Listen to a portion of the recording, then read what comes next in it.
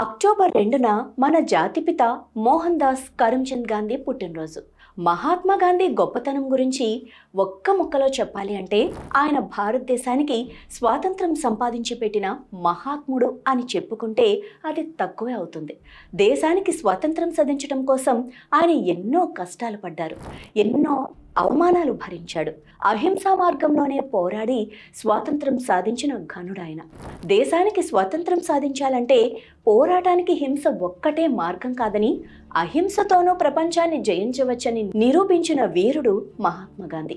అందుకే ఆ మహాత్ముడి ఖ్యాతి కేవలం భారతదేశానికి మాత్రమే పరిమితం కాలేదు. ఖండాంతరాలు దాటి ప్రపంచ దేశాలు గాంధీ సిద్ధాంతాలను అనుసరించేంతగా ప్రఖ్యాతి చెందాయి. అలాంటి ఒక మహానుభావుడు మన జాతిపిత కావటం నిజంగానే ఈ దేశం చేసుకున్న అదృష్టం. 1869లో గుజరాత్లోని పోరుబందర్లో కరమ్చంద్ గాంధీ, పుత్లీబాయ్ గాంధీ పుణ్య దంపతులకు జన్మించారాయన. తండ్రి పేరు కరమ్చంద్ గాంధీని కలుపుకొని ఆయనకు మోహన్ దాస్ కరమ్చంద్ గాంధీగా నామకరణం చేశారు. న్యాయవాద విద్యను అభ్యసించి న్యాయవాద వృత్తిని చేపట్టిన గాంధీ వృత్తి జీవితంతో సరిపెట్టుకోకుండా పుట్టిన గడ్డకు విముక్తి కల్పించేందుకు, భరతమాతను బ్రిటిషర్ల సంకెళ్ల నుంచి విడిపించేందుకు నడుం బిగించారు. ఈనాడు ఏ రాజకీయ పార్టీ ఏం చేయాలన్నా మీడియాను, సోషల్ మీడియాను విరివిగా వాడేసుకుంటున్నాయి. కానీ ఈ ఫేస్బుక్లు, ట్విట్టర్లు లాంటి సోషల్ మీడియా మాధ్యమాలు ఏదీ లేని ఆ రోజుల్లోనే మహాత్మా గాంధీ ఎవ్వరికీ సాధ్యం కాని రీతిలో ఒక భారీ ప్రజా ఉద్యమాన్ని నడిపించారు.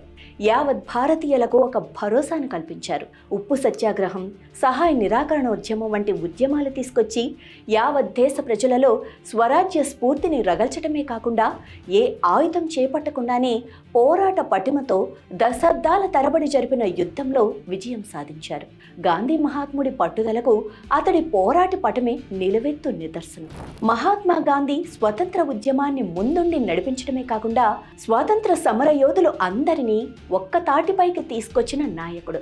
ఆయుధాలను పక్కన పెట్టి శాంతియుతంగా ముందుకెళ్లాలని ఆనాడే యావత్ ప్రపంచానికి దిశానిర్దేశం చేసిన మహనీయుడు. అందుకే ప్రపంచ దేశాలు ఇప్పటికీ ఆయన్ను స్మరించుకుంటున్నాయి, అహింసావాదిగా పూజిస్తున్నాయి. భారత్ని 200 ఏళ్ల పాటు పట్టి పీడించి ఆఖరికి మహాత్మా గాంధీ ముందు తలంచిన ఆంగ్లేయులు సైతం ఇవాళ ఆయన్ను కీర్తించి గౌరవించుకునే స్థాయి ఆయనది. కేవలం భారత్లోనే కాదు, పలు దేశాధినేతల భవనాల ముంగిట ప్రపంచ ప్రఖ్యాతి చెందిన ప్రముఖ కూడళ్ల వద్ద గాంధీ విగ్రహాలకు చోటు దక్కటంతో పాటు గాంధీ గొప్పతనాన్ని తమ భవిష్యత్ తరాలకు చెప్పటం కోసం గాంధీ పేరిట మ్యూజియాలే వెలిసాయంటే ప్రపంచ చరిత్రలో ఆయన స్థానం ఎంత గొప్పదో ప్రత్యేకంగా చెప్పుకోవాల్సిన అవసరం లేదు. ఆయన సాధించిన విజయాలు అనితర సాధ్యం.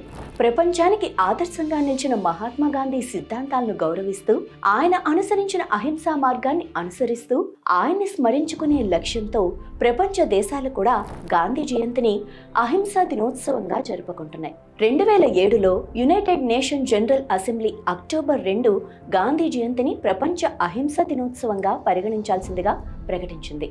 అది గాంధీ మహాత్ముడు ఈ ప్రపంచంపై వేసిన ముద్ర. ప్రపంచంలో ఎన్నో పౌర ఉద్యమాలకు, పౌర హక్కుల పోరాటాలకు స్ఫూర్తి ప్రదాత మన జాతిపిత.